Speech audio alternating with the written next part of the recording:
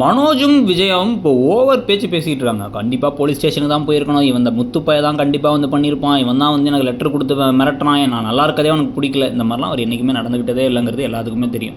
So இப்போ இந்த சமயத்தில் வந்து அவனை உடனடியாக ஃபோன் பண்ணி வர வைங்க அப்படின்னு சொல்லிக்கிட்டு இருக்கும் பொழுது தெளிவாக அவங்க என்ன சொல்கிறாங்கன்னா வந்து மீனா அவர் வந்தால் கோவத்தில் வந்தார்னா பட்டுன்னு போட்டு அடிக்க ஆரம்பிச்சிடுவார், உங்கள் பிள்ளையை தான் போட்டு அடிப்பார், அதுக்கு பதிலாக நான் என்ன பண்ணுறேன், நான் போய் கூப்பிட்டு வந்து நேரில் கொஞ்சம் சாந்தமாக கூப்பிட்டு வரேன் அப்படிங்கிறாங்க.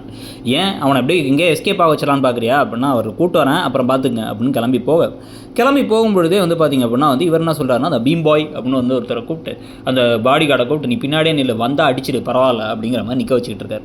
இதெல்லாம் பார்த்து அண்ணாமலை எப்பயும் போல் மிக்சர் சாப்பிட்டுட்டு இருக்கார் வேறு. ஏண்டாடி என்னடா பண்ணுறீங்க ஏண்டாடி அப்படின்ட்டு. ரவியும் ஸ்ருதியும் வந்து கண்டிப்பாக முத்து பண்ணியிருக்க மாட்டார், இருந்தாலும் வேடிக்கை பார்த்துட்டு இருக்கும் போதே முத்து வந்து காரில் இறங்கிடுறாரு. இறங்கின உடனே வந்து அவர்கிட்ட இந்த விஷயத்தெல்லாம் மீனா சொல்ல அவர் கொந்தளிப்போடு நேராக மேலே வராரு. மேலே வந்து துரத்த ஆரம்பிச்சிட்டார் மனோஜை.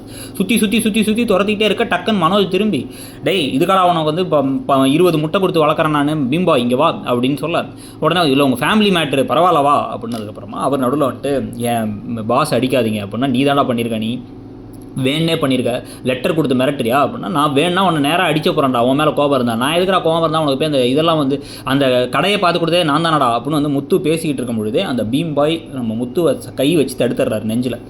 உடனே ஒரு சூப்பரான ஒரு ஸ்டண்ட் சீன் அப்படியே வந்து ஒரு திருப்பி சுற்றி ஒரு அடி விடும்போது பார்த்தா அந்த பீம்பாய் சுற்றிக்கிட்டு போய் வந்து இவரை மனோஜ் செவுத்தில் அடித்து கீழே விழ அந்த பீம்பாய் வெளில போய் விழுந்துறாரு.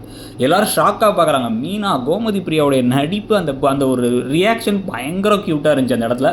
ஸோ இப்போ எல்லோரும் ஷாக்காக வந்து பார்க்க அந்த இடத்துல வந்து இப்போ டக்குன்னு ஒரு அழ ஆரம்பிச்சிடுறாரு அந்த பீம் அலறதை பார்த்து இவங்கெல்லாம் சிரிக்க ஆரம்பிச்சிடுறாங்க. உடனே என்ன அடிச்சிட்டாரு பாஸ், நான் எப்போ பாஸ் நாளைக்கு வரது அப்படின்னா முதல்ல வீட்டுக்கு போடா அப்படின்னு அவர் அனுப்பிவிட்டுறாரு மனோஜ் கடப்பக்கம் வராதுன்ட்டு.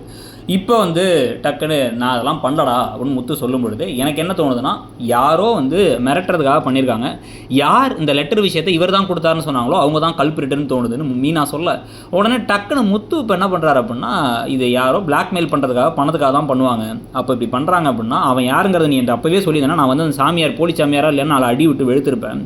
இப்போவும் எனக்கு என்ன தோணுது அப்படின்னா வந்து அது வந்து யாரோ நீங்கள் ஏதோ தப்பு பண்ணியிருக்கீங்க அதை வந்து வச்சு பிளாக்மெயில் பண்ணுறாங்க, ஒன்று மனோஜ் நீ பண்ணியிருக்கணும் இல்லை அப்படின்னா அப்படின்னு வந்து ரோஹிணியை பார்க்க ரோஹிணியா அப்படின்னா ஆமாம் ரெண்டும் ஃப்ராடு தானே அப்படிங்கிறாரு இவர்.